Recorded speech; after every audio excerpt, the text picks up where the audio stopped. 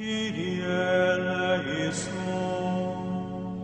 Kyrie eleison, Christe eleison, Christe eleison, Kyrie eleison, Kyrie eleison, Pater de celis Deus, miserere nobis, Filii hebdem mundi Deus, miserere nobis, Spiritus Sancte Deus, miserere nobis. I think it's very, very important to discover what is silence.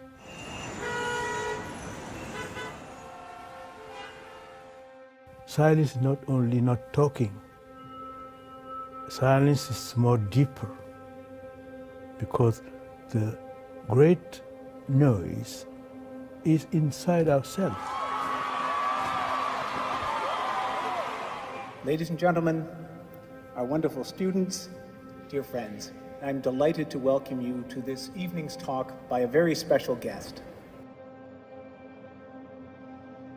Even in our churches, there is too much noise. So it's not a place where we can encounter God silently. Silence makes man more similar to God, because God, I said, is silence. He talks in silence. We encounter him in silence. And if we remain with God, we become silent. What makes the Cardinal's insights most pointed, authentic, and valuable is that they were shaped not just in the face of the indifference, skepticism, and ridicule that religious believers all too often encounter in secular society, but also in the teeth of the far more sinister and formidable opposition offered in his youth by a Marxist dictatorship in his native Guinea.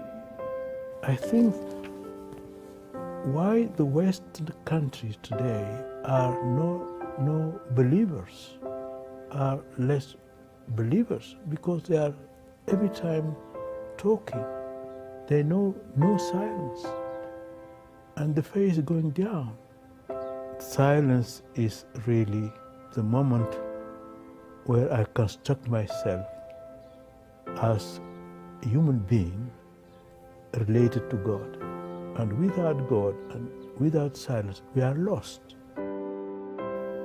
What are we doing here? In other words, what are our lives for? What kind of people are we called to be? The Western society seems to be lost, because when we are cut from God, we are lost.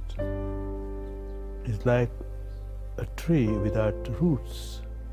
It's like a river without the fountains.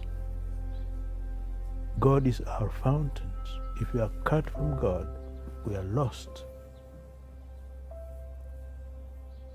And God is silent.